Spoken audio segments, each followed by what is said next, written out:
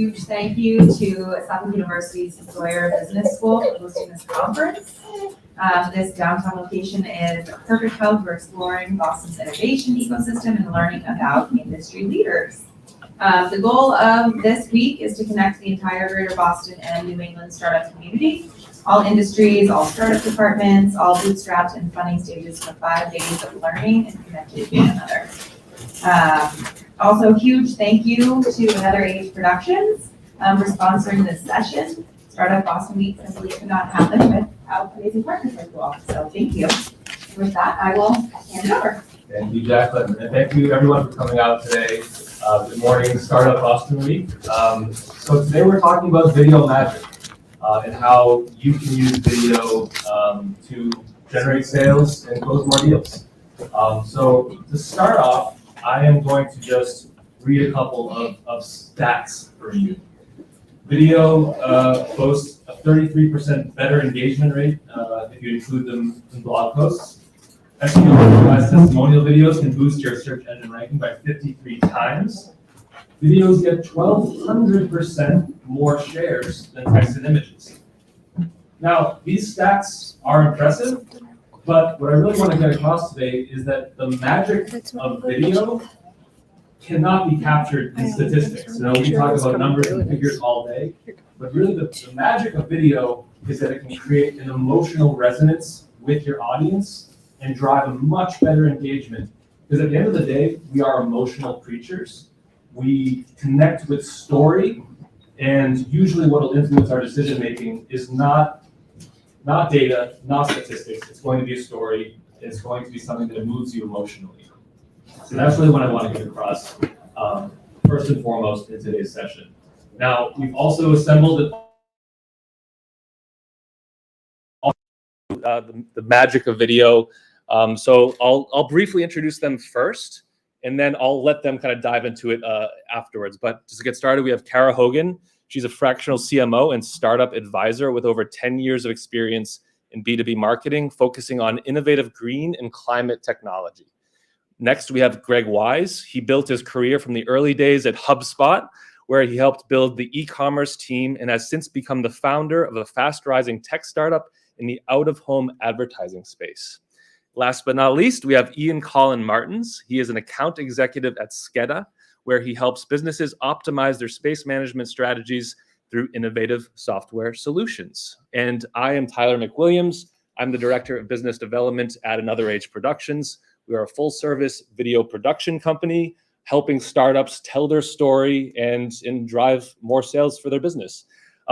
So to get started, I'm going to turn over to our panelists, and our first question is going to go to Kara. Just a quick question for you, really basic one right off the top to get us started here, and that is, what strategies can startups use to leverage video content for generating more leads and finding new prospects? Yeah, that is kind of the point, I think, of everything that we're doing as, you know, an early stage marketing team at a startup. You want to engage with your buyers. So really the first thing you need to figure out is, where are your buyers spending time? And it obviously depends on your target market, who they are. But if you think about yourself, do you watch videos online? Probably. So you have to figure out, where are they spending their time? What are they doing? And how can you be in front of them where they are spending their time online? So, you know, one of my clients, for example, is selling accessory dwelling units that are green modular housing that you can build a unit in your backyard, for example. And they have these really great video ads on Facebook and Instagram and YouTube, because they know that people are looking for inspiration for their homes, and that's how they are snagging those buyers. But that's just one example, depending on your market, is how do you figure out what's going to catch their eye? What are they going to click on? What are they going to kind of stop in their feed and look at? That's kind of what you're trying to create, and that experience you're trying to snag them with video. It's just getting them where they are. That's where I'm sure all of you are too. Is just, you know, scrolling up on your phone every day, all the time, for probably way too long. So the goal for good video marketing is, like, how do you get the stop? How do you get them to stop and say, what is that? What is that right there? Oh, I want to learn more about that. So that's kind of the first approach of how you're thinking about snagging that person when they're just going about their life on the internet. Yeah, and I actually wanted to turn it over to Greg next on this sort of note of getting attention and just sort of getting that first awareness, getting that first engagement. And this question goes to Greg, because I know that you've built a really strong personal brand on LinkedIn through your direct-to-camera videos that you've shot at your home and in your office. I'm just curious, how do these conversational videos fit into your overall sales strategy at OneScreen, and how do you see them helping build awareness and engage potential customers? Yeah, it's a great question. First, I appreciate being here. The startup community in Boston is strong, it's lively, it's awesome. And I do want to extend myself as a resource for anyone. I don't know actually really anyone here, but I always appreciated when other folks did that for me. So I genuinely mean that. Connect with me. I don't know everything, but I've learned a lot along the way. So I just want to get that out of the way. I am a resource, so please reach out. In terms of video, there's no real secret sauce. I am a founder of my company, but I'm also still selling and I'm still prospecting. And video is a great way to reach people, to stand out amongst every other salesperson that's reaching out to the same person. And I think authenticity is something that, I like to preach and talk to other folks on my team about. Don't overthink it. It should be something that is genuine, something that's kind of in the moment. The way I like to use video, yes, maybe posts on LinkedIn just in terms of my own individual posts. But when I actually reach out to prospects, I'm quite literally sending a video from my phone that's right in front of my face, kind of in real time. I don't really rehearse it. It's not looking and reading a script, and usually gets a lot of engagement. Obviously, you have to have your ICP nailed down, and you have to make sure that you're reaching out to the right people, and you have to understand that, right? Your go-to-market motion. But in terms of the actual video itself, something that's under 45 seconds. Hey, Sarah. Hey, Joe. I noticed X, Y, and Z. And that's it. Really simple. You're not closing anyone on the call. It is super genuine. You're making an observation, and that's it. You're just inviting them to be within your network. That's it. And you usually get a lot of engagement that way. But something very personable, I do it right in front of my face, just like this. And that's how I'll use just to even book meetings. And there's a whole other way, and Ian could talk a lot about this too, because he uses a lot of the same tactics. Once folks are in your funnel, there's also other ways to leverage video to accelerate sales cycles and to essentially just help your prospect understand, and you're on their side of the table, right? Help them understand and help them buy your product. And video is a great way to do that. Great. And actually, there's a nice jumping off point there too, because you mentioned authenticity and you mentioned the creation of personalized videos for some of your clients. And this is kind of a nice segue into everyone's favorite topic of AI. And because with AI, are we sacrificing authenticity? These tools are very helpful. They expedite a lot of the video creation process, but at what cost? Is it there yet? Is it still something that's viable to use in this sort of sales and marketing funnel? Now, so I want to turn it over to Ian on this one. First of all, what role does personalization play in your video creation process, and how do you use it to drive sales? But then as a sub-question, what role are you seeing AI play in this process in personalization? And this maybe also goes to the three of you. What are the pros and cons that you're seeing where it comes to AI and its usage in the video creation process? Great. Well, first and foremost, a pleasure to be here with all of you today.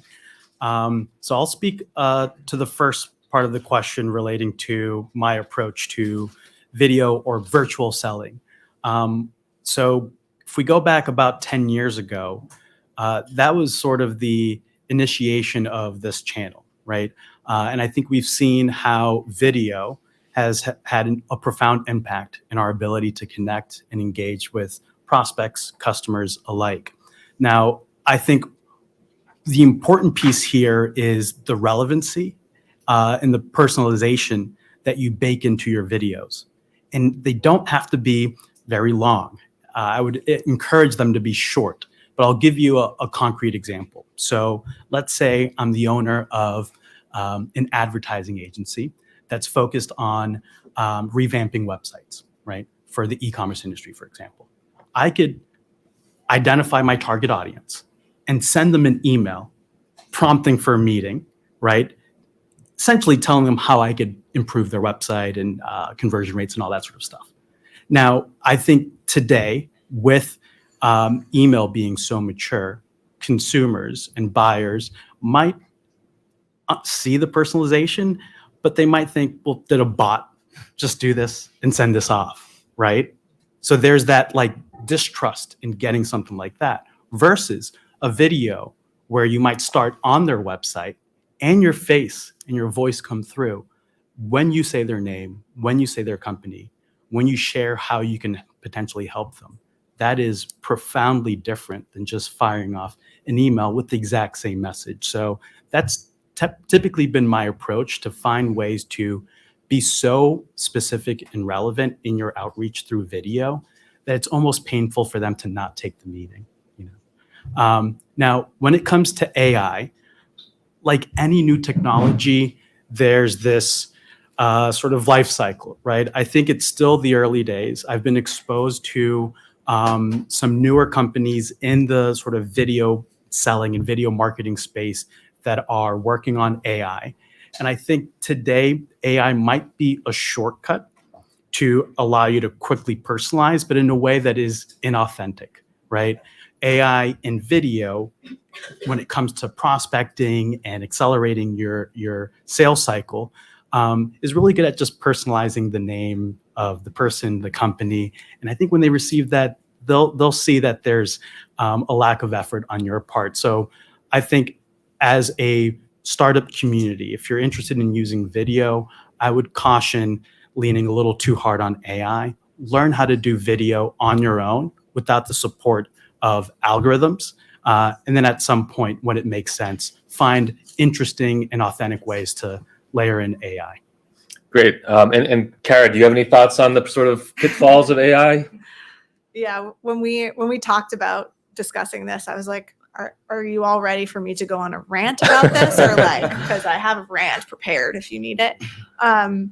My concern about AI and video is trust. So in marketing and in branding, and I think this is kind of where things are heading, is you need to build trust with people. And if you use AI too aggressively, if you're pumping out 15 videos that are personalized using an AI tool and people figure it out, then you've broken that trust with them. Yeah. And they don't think you're a real person. They don't think you're a real company. They don't think you're putting in the effort to understand them and their needs.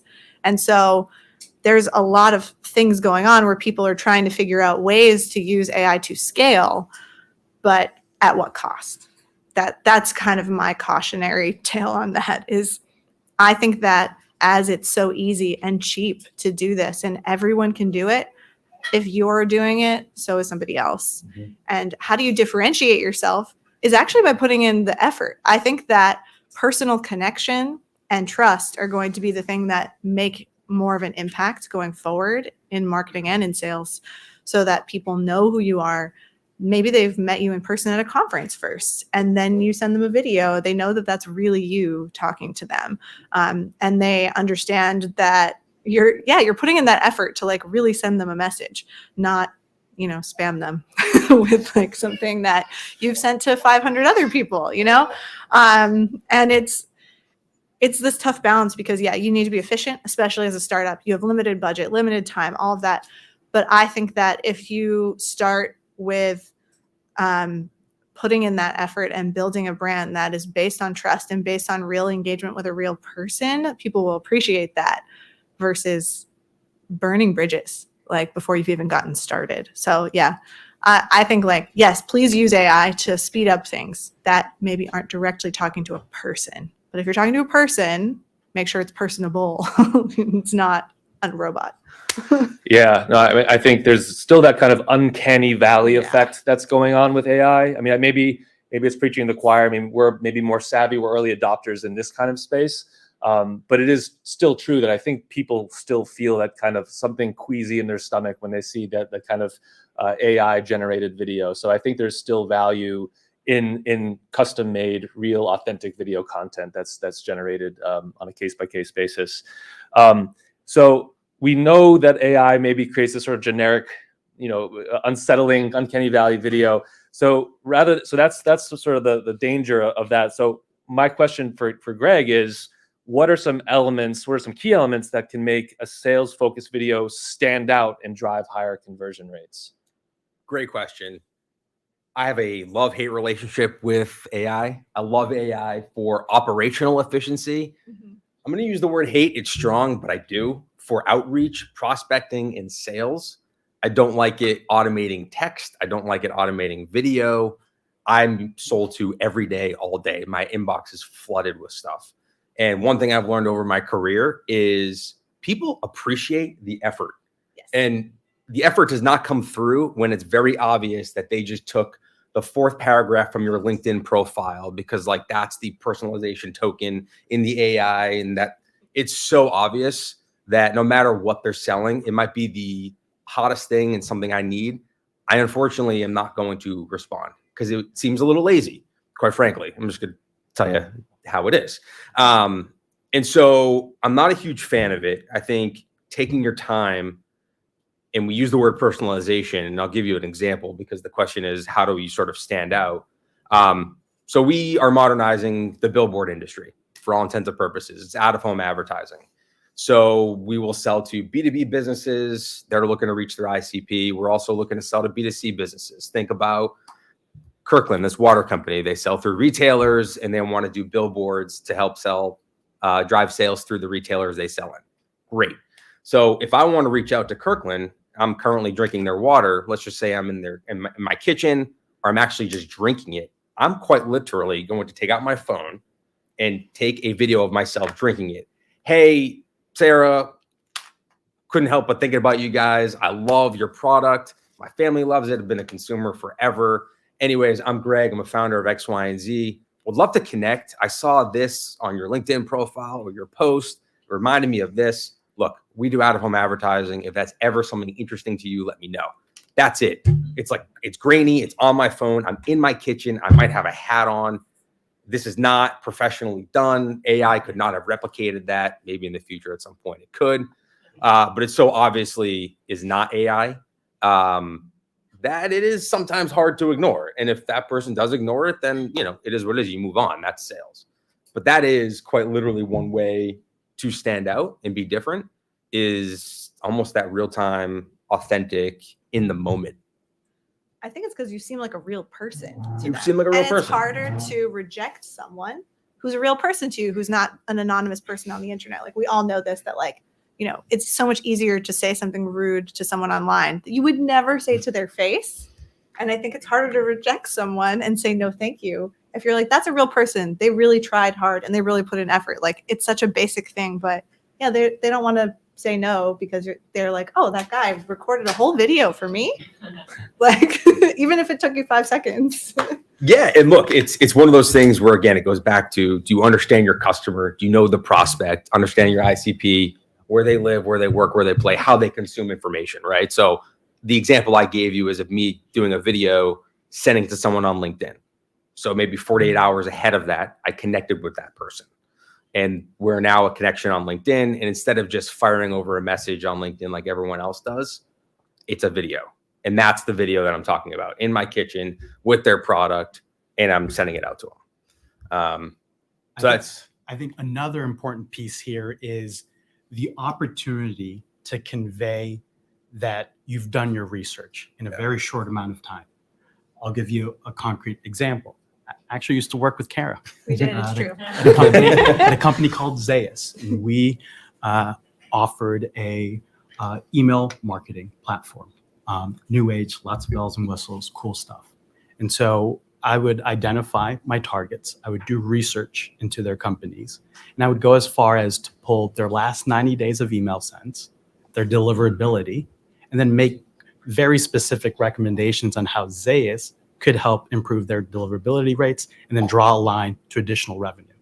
Now, that is a very short 1-minute video, but it shows that I've done a lot of research to suggest that there might be a suitable partnership here. So you can get a lot across in a 60-second video. And on that note, it gives it builds that trust, but it gives the prospect, potentially, future customer, they're gonna that feels like white glove service, right? Like they know they're going to be taken care of, right? They don't even know me yet, and look at all the work he already did. I can't wait, I can't wait to see what it's like to actually be a customer. That goes a long way, and it bleeds through the entire sales process and post-sales process. And you know what you're talking about.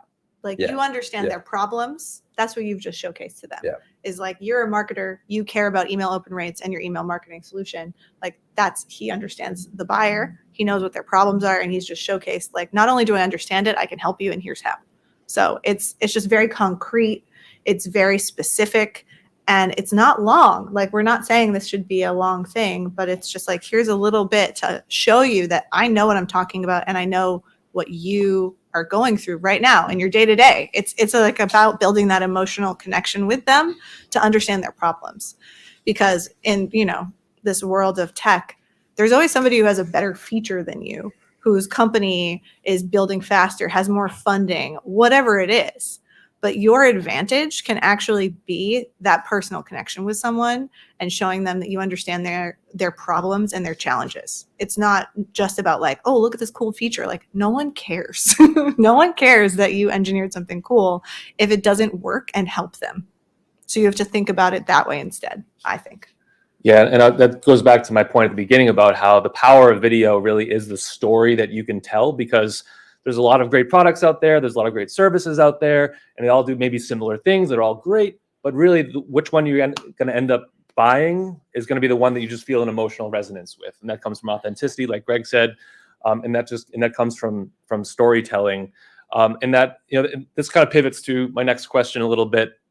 There's a lot in this. I think maybe a lot of people in the startup community are out there listening to this and thinking like, okay, if I'm going to make some videos, which should I start with? Like, what'll get the most bang for my buck?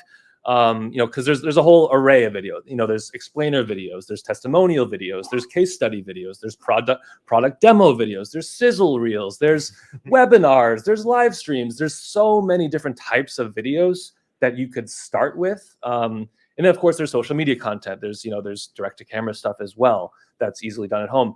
My question, for the panel, we can go down one by one. We'll start with Ian. Is of the different types of videos that are out there. If you were to kind of give advice for someone, maybe a solo entrepreneur or a small startup, what would you kind of start with to get the most ROI? Yeah, so I think so. There's like 3 formats that go across the different types of videos, right? Instructional, educational, promotional. But within that, there are 3 different types. There's just like your face and voice. That's one style. There's the screen share. So no face, no voice, but you're walking through a series of screens. And then there's hybrid. So your face, your voice, and some screen showing some content. That tends to be the most impactful method for communicating and conveying a message and driving for whatever the next thing is that you want. And so if you're prospecting, you're likely trying to get the meeting. If you're mid-sales cycle, then you're shooting a video hybrid style to get to the next stage in that cycle. So I think irrespective of the different types of videos, the hybrid, because of the psychological component to it, tend to work the best. Yeah, I think it's really well said. You broke that down really nicely. And there are tools out there that can help you facilitate some of these things. There's Loom, there's Vidyard, there's a bunch of other tools now that help you easily just do a video where you're sharing your screen or doing the hybrid approach.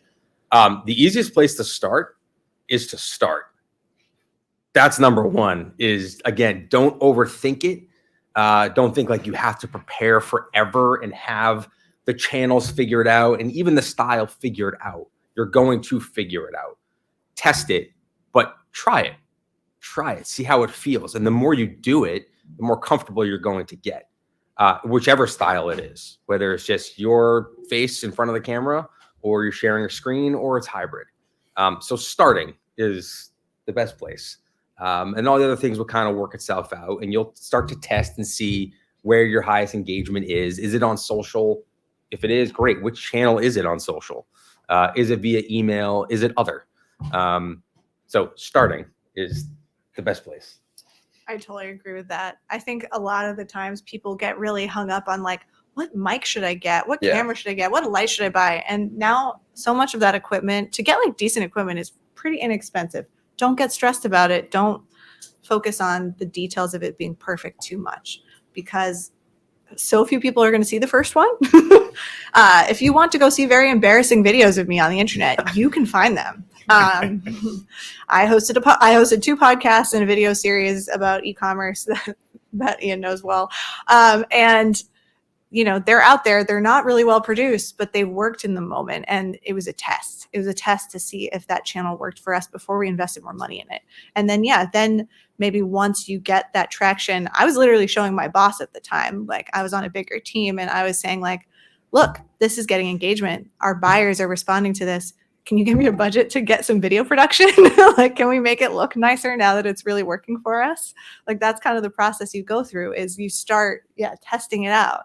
And obviously from a marketing perspective, you know, there are more different types of video that I would suggest for marketing channels. But I think especially for an early stage startup, you can get a lot out of one video.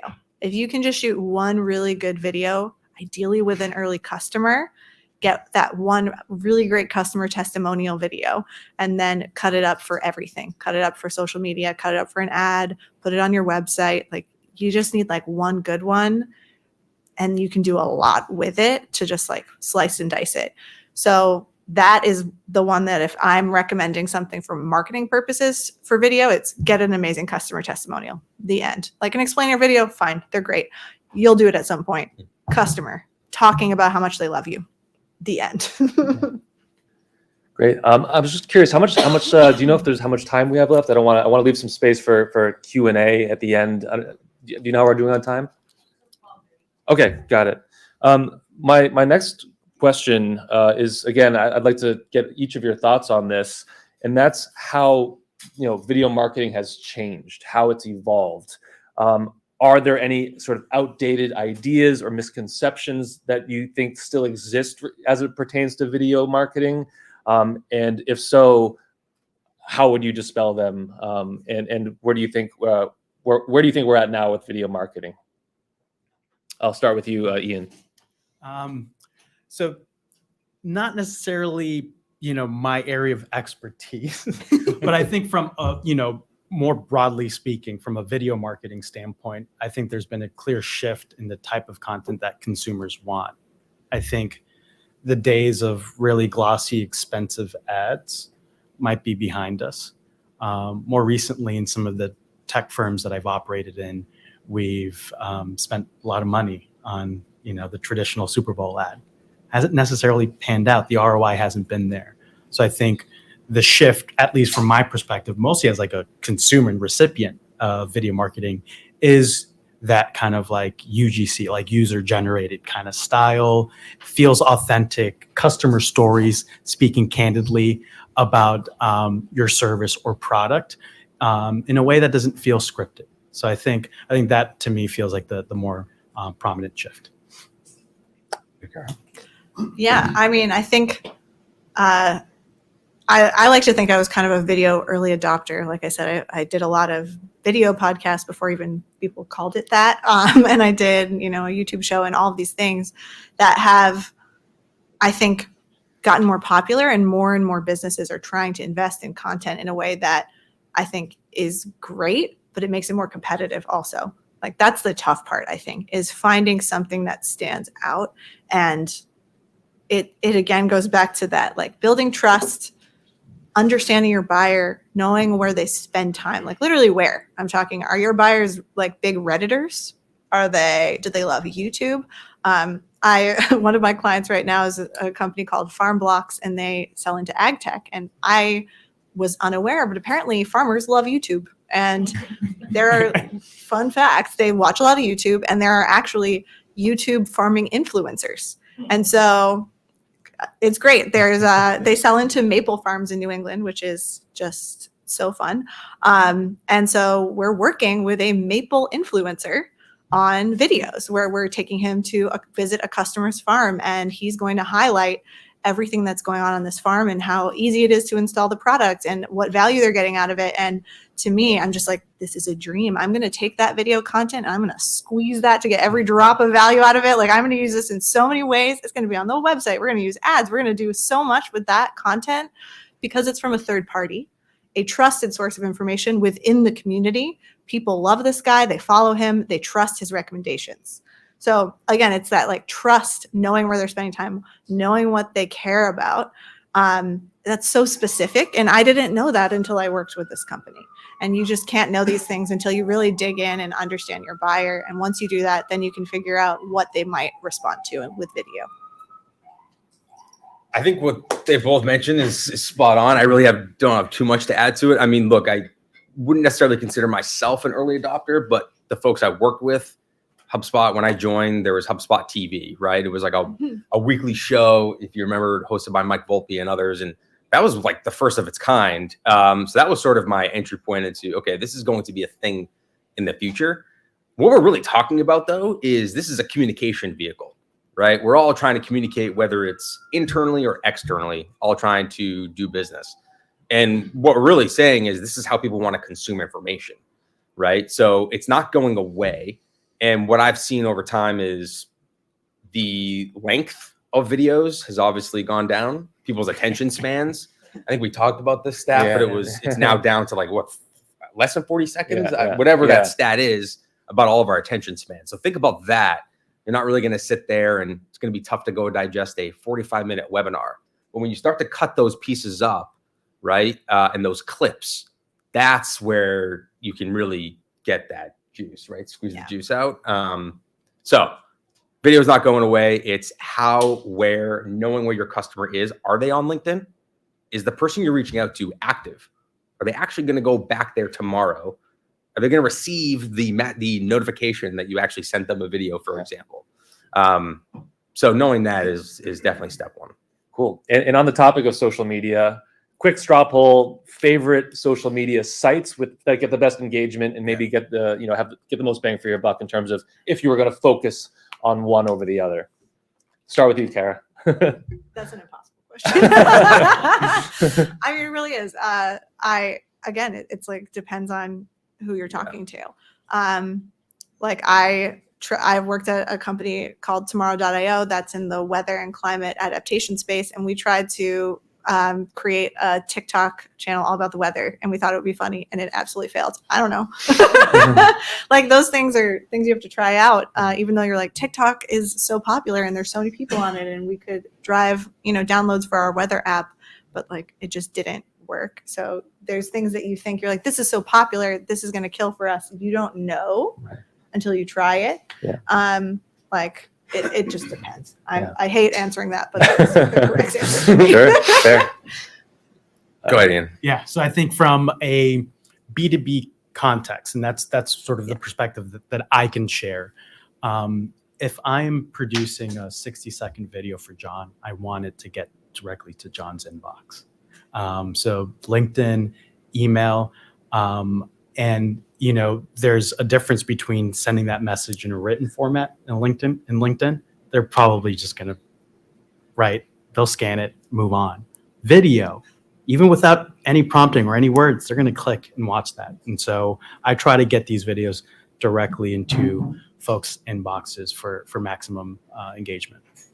So would you say LinkedIn for you? LinkedIn, email, even SMS, if you have someone's number. SMS, yeah. If you have someone's, hey, I made you a quick video, let me know what you think.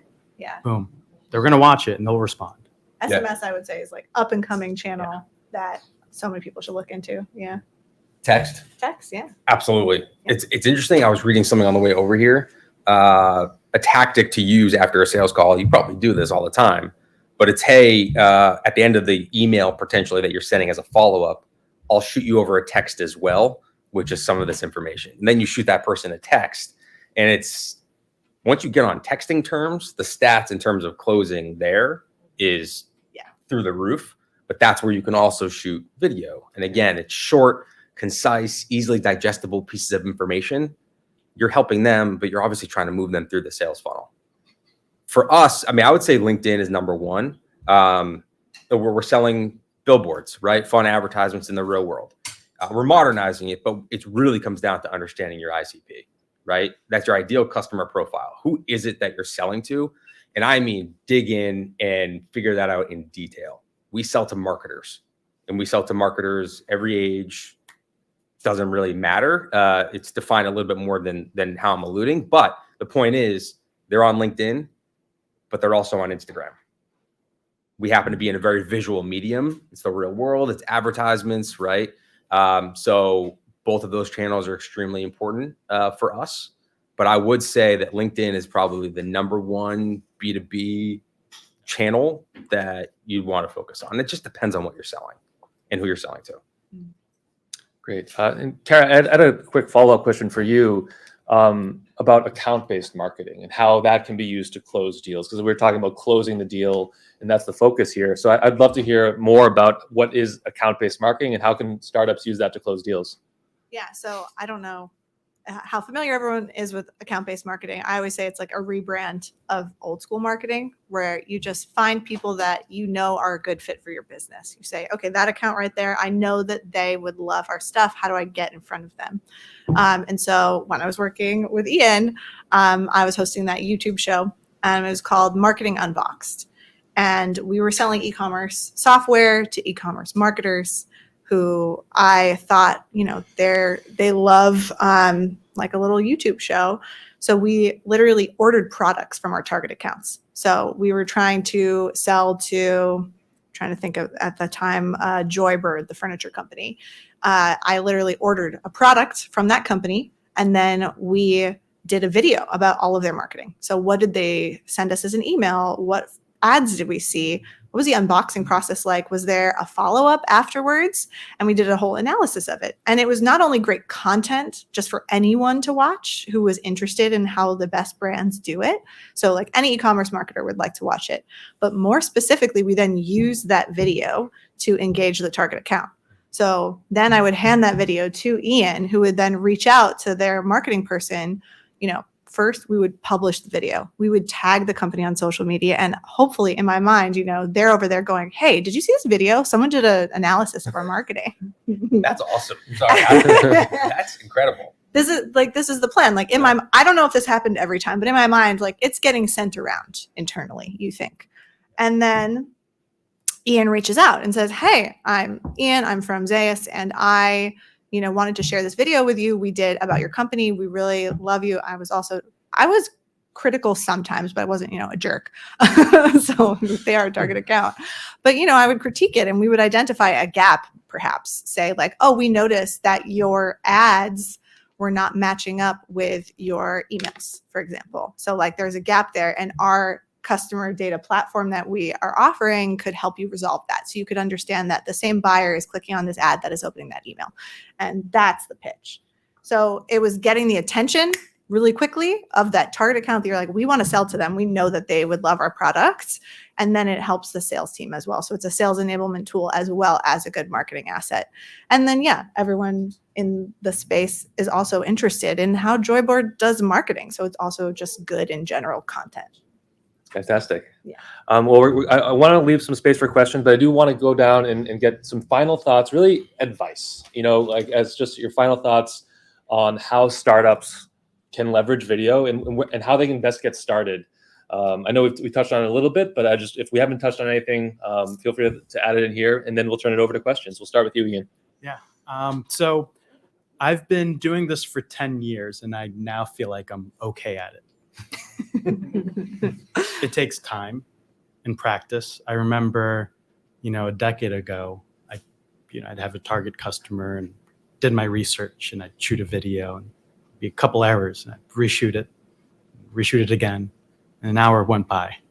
10 shots later, I finally got the video. And so it could be a little frustrating in the beginning to find your voice, to find your style, to create very quickly in your own mind little story arcs that you can convey in that video, right? Kind of like a hero's journey, mini version, pretty much pervasive throughout your communications. And so it takes time and practice. So don't get discouraged. This week, actually right after this, I've got a meeting.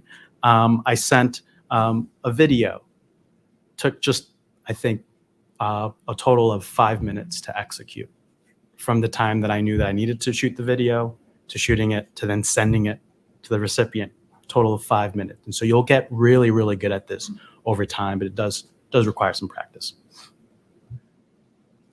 You can go. It is practice. I'm just going to kind of piggyback off of that. The best way to think about video, startup or other, it doesn't matter. Think about your product and think about selling it. Think about talking about it to your friend at the bar. You're having a beer. That's it. Get into that mindset. Stop with the sort of selling based off of a script. Those days are over. I always tell people, convey the value of whatever it is that you're selling as if you're telling your best friend that this is the hottest thing that they've missed or that they are missing out on. Just get into that mindset. And then the channel, using your phone or something else that's more professional, all that stuff can come afterwards. It is sort of a mindset on how you're going to use video. But that's my biggest piece of advice. And like I said before, I've been in your shoes. I'm still in your shoes. We're a startup. So I'm happy to be a resource. And I truly do mean that. So happy to share examples of videos I've done across our organization. Yeah, I completely agree with that. You don't have to be, leveraging synergies in your video, like don't use weird jargon, be yourself, be a person, Yeah. like, yeah. And just to give it a try and put yourself out there is, I know, hard to do sometimes. And like I said, please go find embarrassing videos of me on the internet. Like, it will make you feel so much better. Like, remind yourself that it's okay not to be perfect. If you just try and you at least give it a shot, and you can say, like I said, I just talked about a thing I failed at. Like, it didn't work. We tried it for a while and we spent money and time on something and it didn't work, and that's okay. That's a good thing in startups. In fact, you want to be doing stuff and trying things and taking risks and saying, no, that didn't work. Let's not do that again. Let's try this other thing. And you need to do it fast so that you can figure out what does work.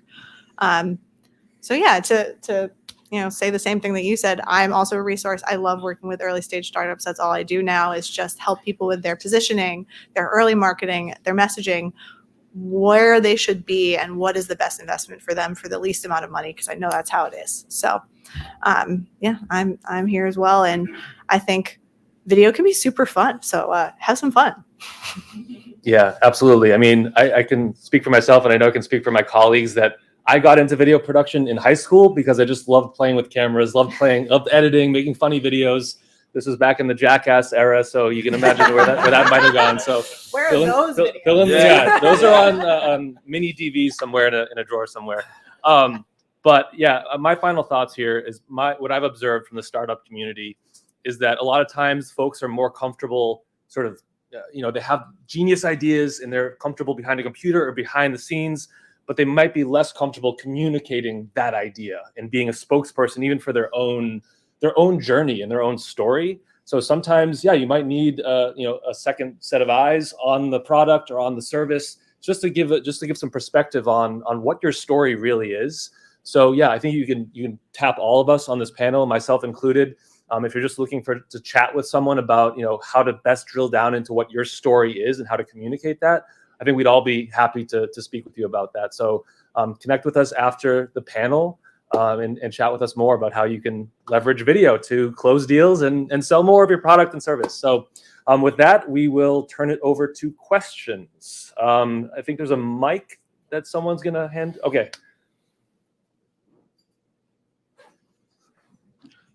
Thank you for the panel. I really like the account marketing thing. I'm going to have to file that away and use it later.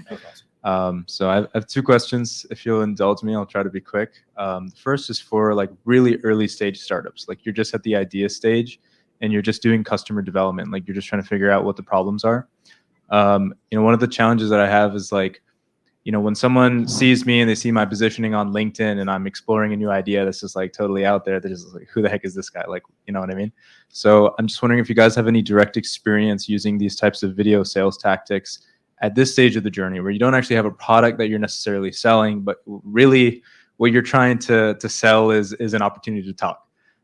So that's the first part of the question. And then the second part of the question is, I helped develop media for basically experts now. I've kind of fallen into it. So it might be like, you know, therapists working at a nonprofit. It might be like an academic somewhere.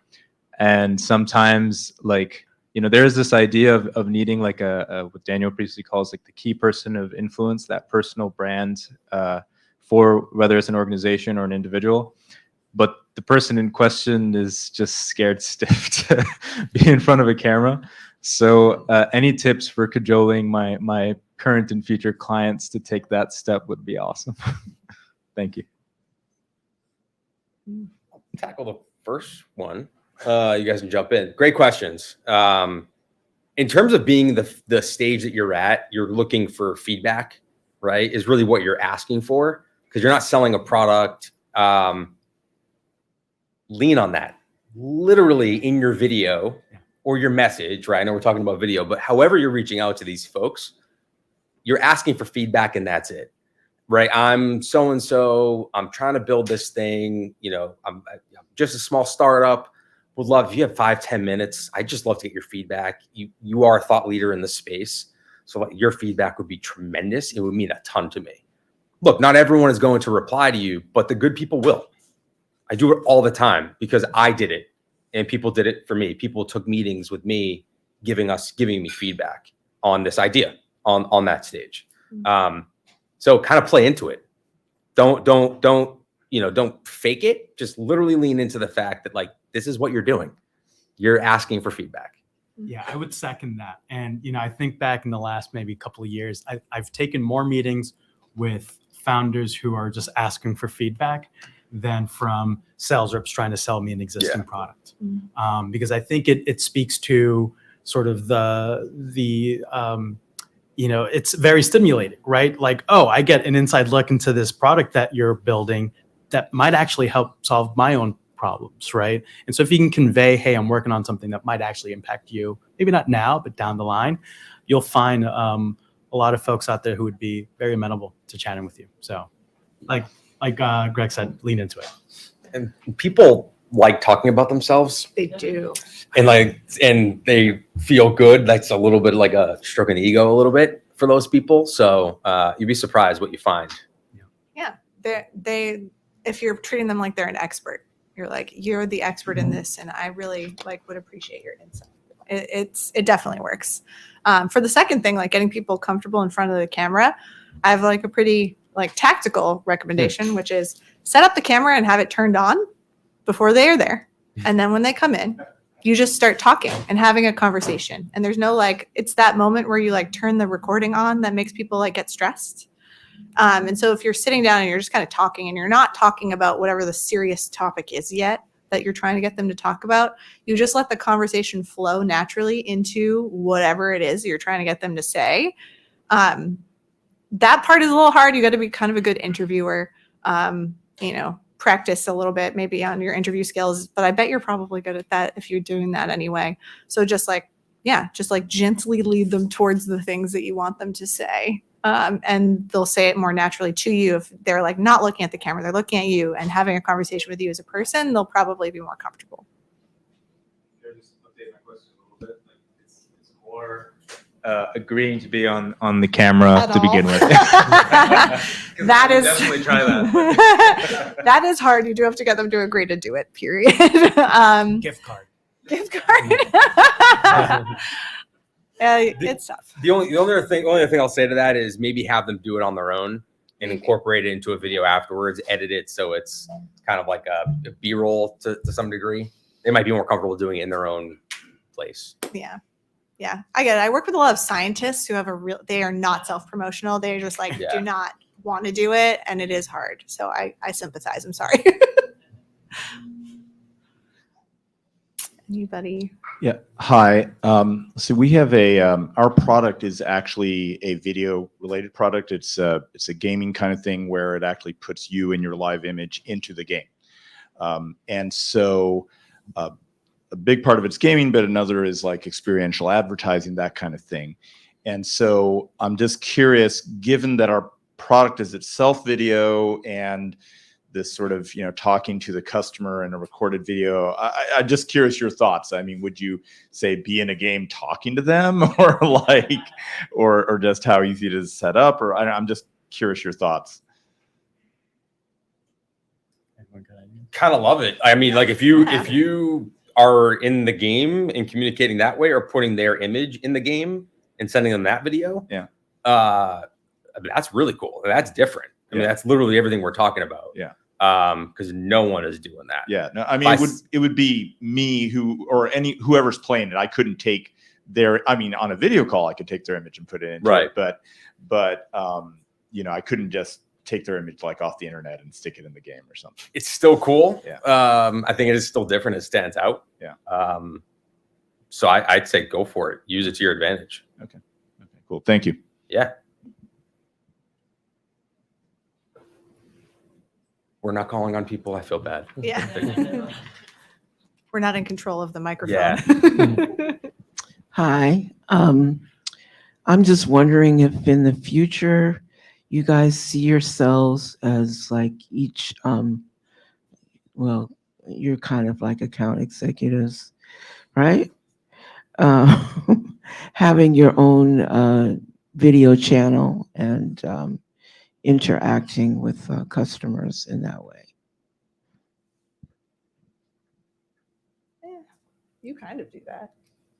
Kind of. Yes. Look, I think that, again, it goes back to what you're selling, who you're selling to, right? I love the industry of out-of-home advertising. I want to be in it for a long time. So maybe it's something I do, develop my own sort of personal channel. But right now it's, sort of focused around how can I just help educate our market on an industry that they really don't know a lot about. And so what I'm doing just kind of on LinkedIn, and what we're doing as a company just on, 3 or 4 different channels versus like our own or my own little channel in the future, certainly maybe is an opportunity. But first and foremost, we need to get people aware of what we do. And then from there, it's cultivating that community. So is there like a LinkedIn channel? Well, LinkedIn itself is kind of that community to some degree, where you can post, do videos, and use that as a post so that other people can see it when they log on. Yeah. I don't particularly have any interest in like being an influencer, I would say. Like, Right. I don't want to do that. I don't want to make it about me necessarily. But if that is useful to a company I'm working with, if I think that actually the best strategy for them is to create a brand around the founder, that does work sometimes. It depends on the company. And I have seen that be very successful. If you say, actually, the founder has a very unique perspective and could become a leader in that community by making them the brand, because people connect more with a person than with a company a lot of the time. So that can be really a good strategy depending on the company. Sorry, I'll give this to you next.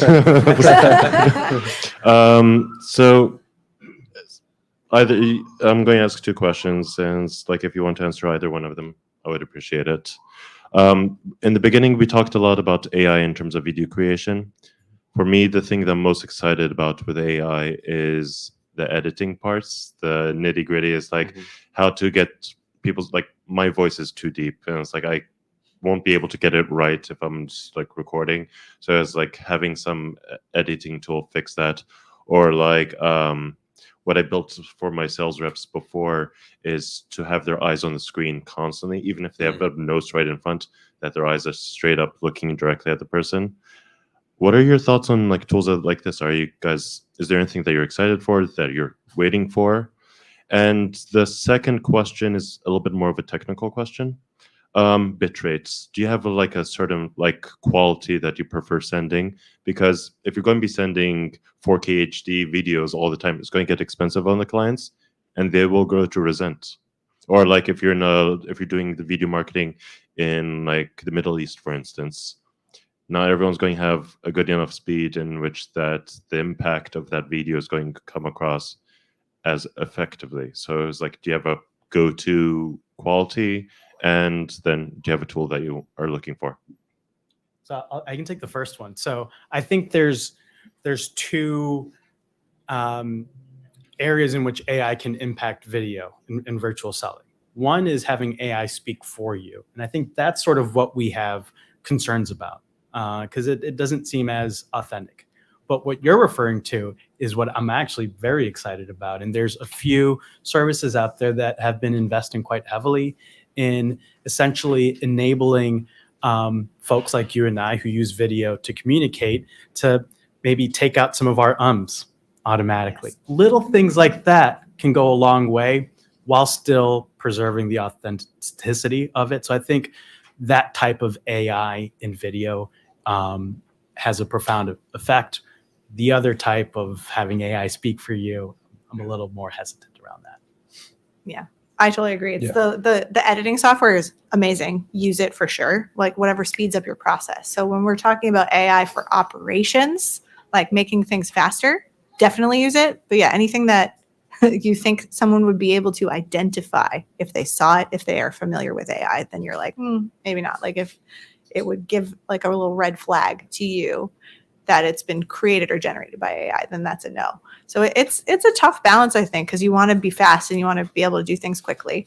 But like changing your voice, I actually think that's a bad idea. Because then when they meet you in person, they're going to be like they're going to be off put. So like, don't change who you are. You got to own who you are. Don't be changing your voice because you think your voice is too low. It's not. Like, it's fine. You need to be who you are in the video. But yeah, editing the video super quickly to take out ums or to just like smooth the transition or whatever, totally fine. Yeah, and there's also a software called Trint that we use a lot at Another Age Productions, TRINT, I believe. That's for like transcriptions. Yeah, we use that quite extensively because we do a lot of longer form. We do documentaries, we do television series, we do a lot of times speaking with C-suite folks that are having a lot of dialogue, and then batching that instantly and getting those transcripts done instantly is very, very helpful. So that's one recommendation. Second question, I don't know if I'm equipped to answer that really to the detail you're probably looking for. But what I would say is if I'm sending someone a video, it's hosted or in a place that I know the majority of the population has sort of like easier access to, and it will load. So example is LinkedIn, right? Like I'm not hosting that, right? It's on LinkedIn and they are already on LinkedIn consuming video. So as long as my video is there, it's easier to consume. If I'm sending a video via email, I'm doing it through Vidyard or Loom, for example. So they're clicking a link versus having to download a full video, anything like that. Yeah, so just now we discussed about like AI in video production. It seems the panelists have not a very high opinion about it. The question then I thought about is it because the video like software to use to generate this video itself is trained in like a general population and doesn't really reflect the style that you will be authentic of yourself. So down the road, there might be a situation where you can using a lot of your personal data, like how you talk, how you dress, how you motion, and so that the video actually would kind of reflect who you are. And when get to that stand, you might want to use the video to help you really improve the productivity, I think. So, but the question along that I have is that at this point, when you look at the marketplace in terms of video generating software, which one you identify to be a market leader at this point? Do you have any insight to that? So you had that company that you... Yeah, so, you know, I can't confidently say that there's a market leader. I think there's going to be a number of players, and over the next 5 years, some consolidation in this space. You have incumbents in Vidyard, Loom, Wistia, who have been at this for the last decade, and they have an opportunity to tackle AI in a way that might be profound. And then you have newer companies. There's one that I was exposed to, Tavus, Tavus.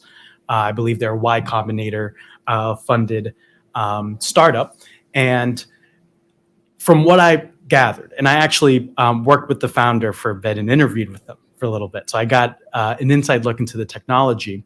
It's just not there yet.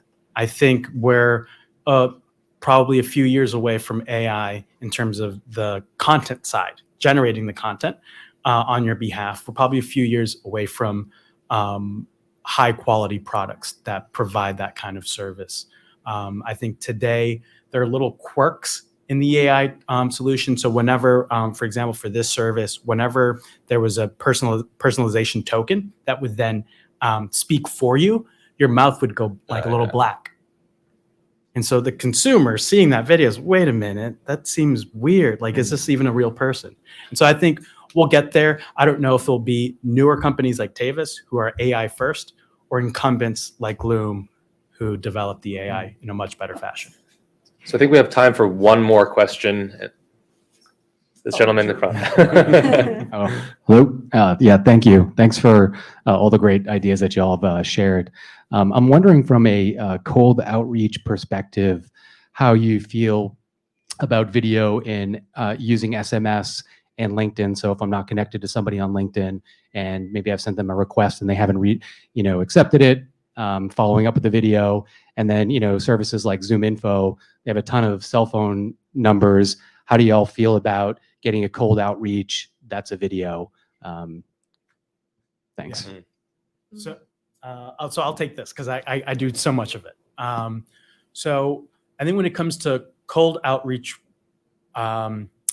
with video, I would caution starting with something like SMS and leveraging data solutions and ZoomInfo, right, and stuff like that. You want to ask for, I think, permission in order to get into someone's like direct message box. And there's also like laws around this. Like you can get fined big time as a startup if you're using SMS in a way that isn't consistent with legality. So I would be cautious around that. But I think if you can identify your target customers across a number of channels to then get the initial meeting. So maybe you start via email, looser restrictions there compared to SMS. LinkedIn, so long as you connected, you can send them a message. And then post engagement, find a natural moment in which you ask for permission. Hey, would it be okay That's right. if I sent you a little bit of information via SMS?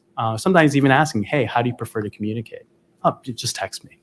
Great, I'll send you a video after this call to tee up our next meeting. So I would start kind of in more standard channels and then find a way to get into their phone.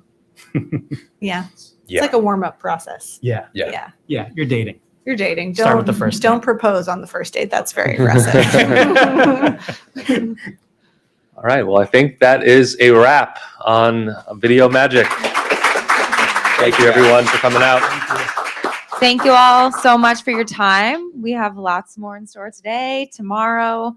We have our career fair kicking off tonight at 6 p.m. at Suffolk University. And then also we don't have a session in here right following this. So for all of you in person, feel free to head up to the 5th floor if you're interested in mingling. We have a number of startup organizations who support the ecosystem up there. And today is the last day they're going to be there. So go network and chat with them and enjoy the rest of the day. Thanks. Thank you. What's up, man?